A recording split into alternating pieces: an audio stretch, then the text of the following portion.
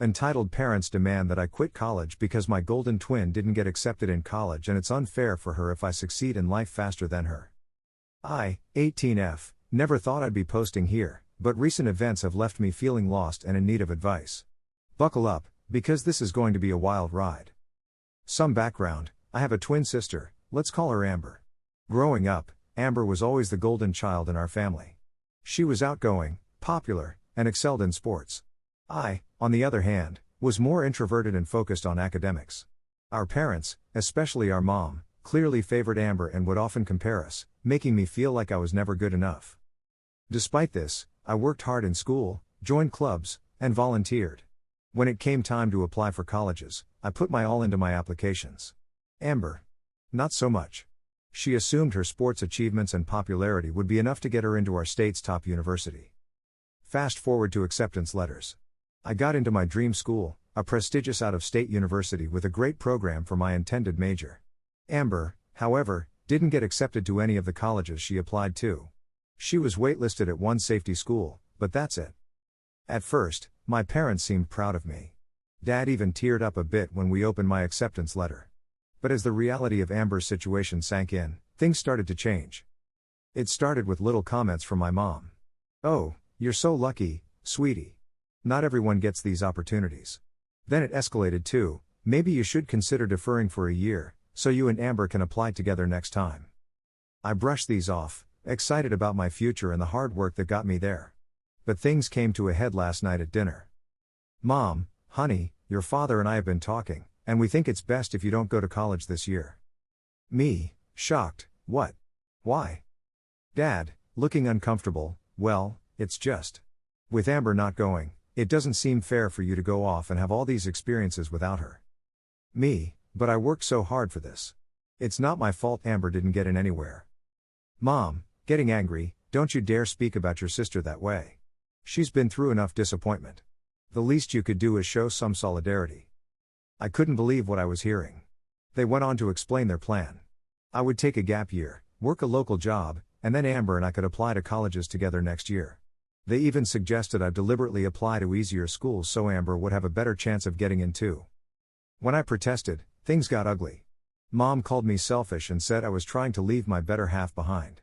Dad, while less aggressive, kept saying things like, "Family should stick together and you wouldn't want to make your sister feel bad, would you?" I tried reasoning with them, pointing out how illogical this was. I asked if they'd make Amber sit out a year if our situations were reversed. Mom actually said, "Of course not, Amber has always been more sensitive. She needs the support." The argument ended with me in tears and my parents giving me the silent treatment. Amber, for her part, hasn't said much, but I can tell she's enjoying the attention and the idea of me staying behind with her. I'm at a loss. Part of me wants to stand my ground and go to college as planned. I've worked so hard for this opportunity, and the thought of giving it up makes me sick.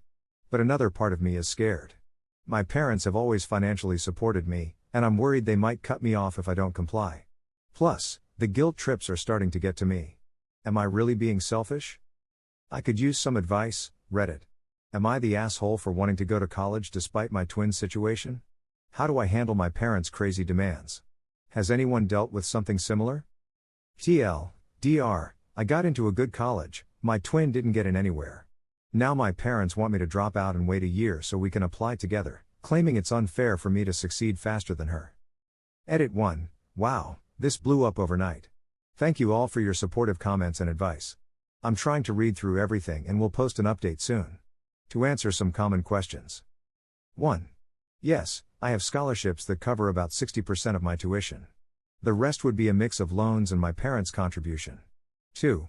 Amber and I are fraternal twins, not identical. 3. My relationship with Amber is complicated. We're not super close, but I don't hate her. She's mostly just indifferent to me unless she needs something. 4.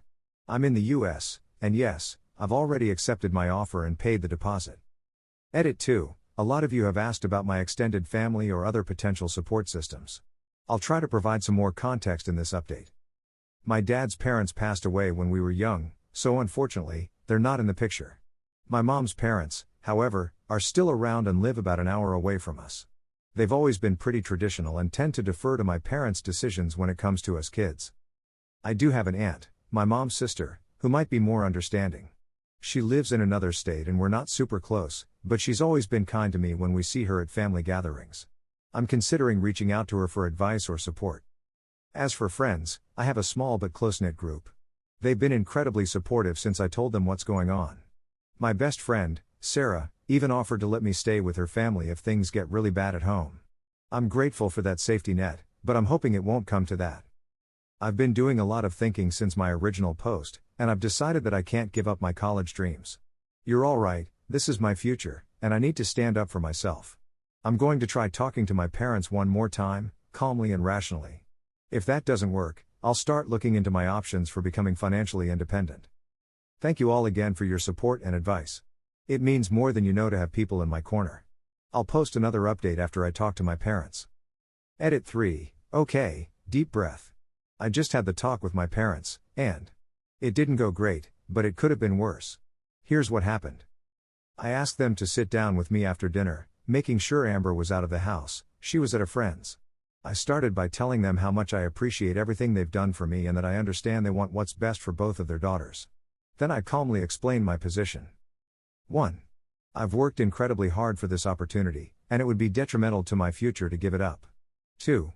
Holding me back won't actually help Amber in the long run. She needs to find her own path. 3. I love my sister, but we're different people with different strengths and weaknesses. It's not fair to always compare us. 4. I'm an adult now, and I need to make my own decisions about my future.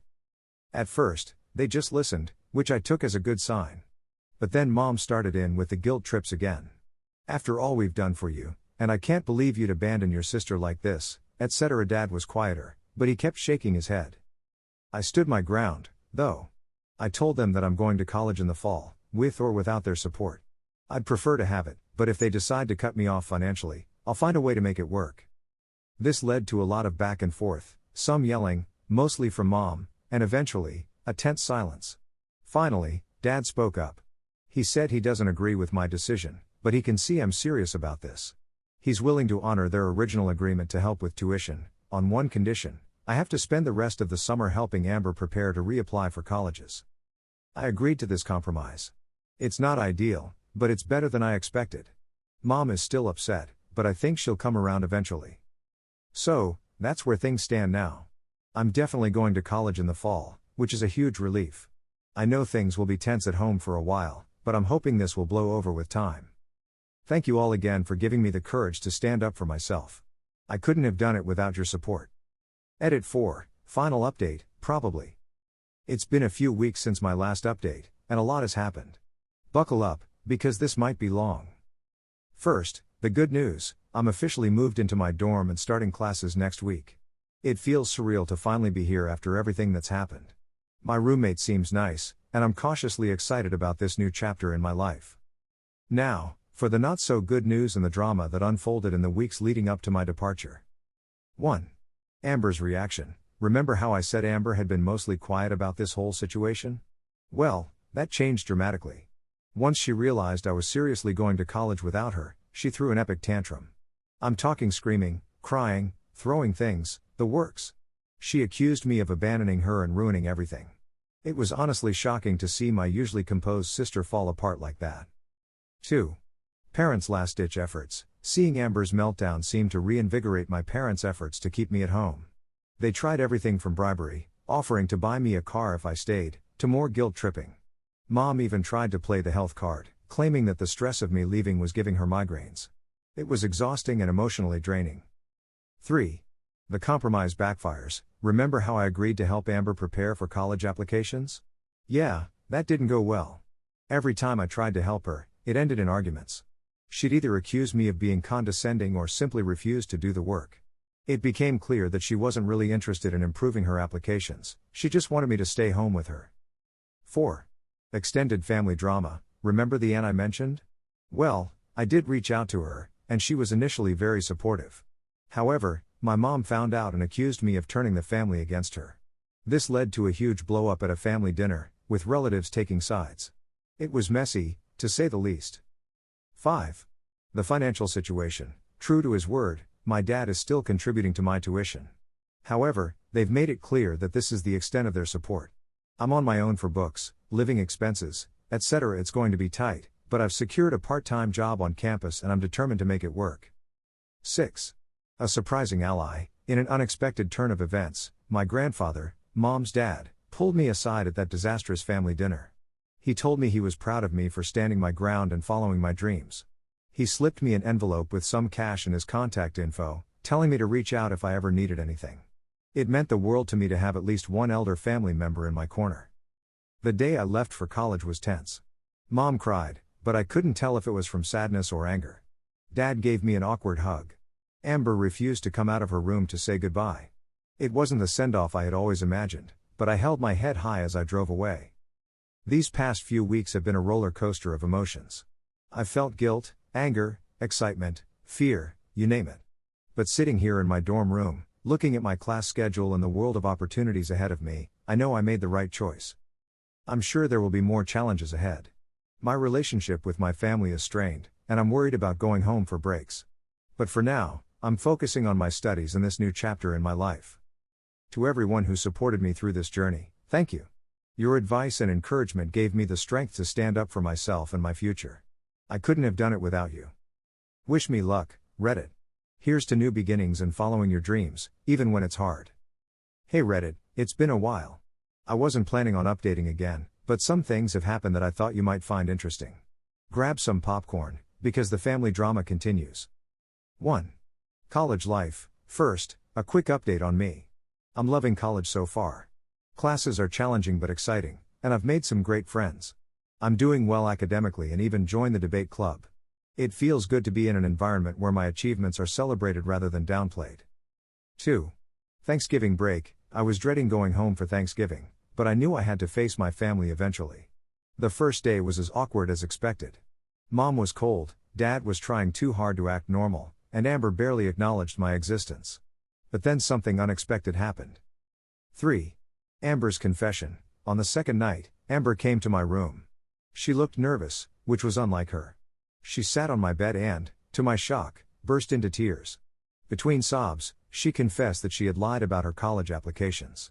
It turns out she only applied to one school, the one that waitlisted her. She was so convinced she'd get in based on her sports achievements that she didn't bother with backup options. 4.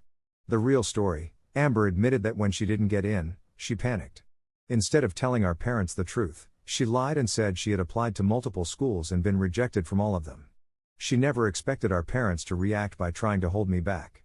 By the time she realized how out of hand it had gotten, she felt too ashamed to come clean. 5.